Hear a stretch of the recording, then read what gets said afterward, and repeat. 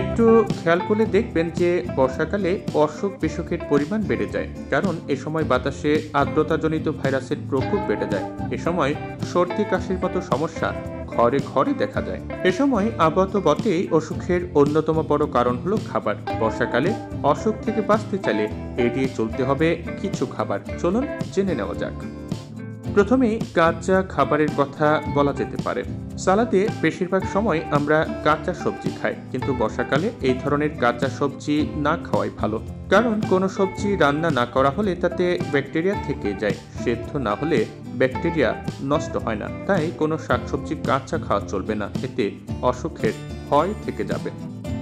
শাক শাক বিভিন্ন পুষ্টিতে ভরপুর, কিন্তু বর্ষাকালে সব ধরনের শাক এড়িয়ে চলাই উত্তম।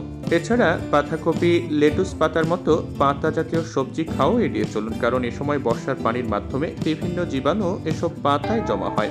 তাই জীবাণু থেকে বাঁচতে চাইলে বর্ষাকালে এই ধরনের খাবার এড়িয়ে চলতে হবে। সামুদ্রিক খাবার সামুদ্রিক খাবার মানে লোভনীয় নানা পদ, কিন্তু বর্ষাকালে এই লোভ সামনে রাখতে হবে।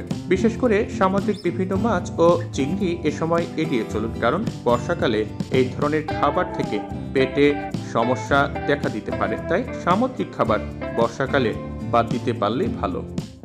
কাঁটা ফল এর মানে এই নয় যে কোনো ধরনের ফল বর্ষাকালে খাওয়া যাবে না।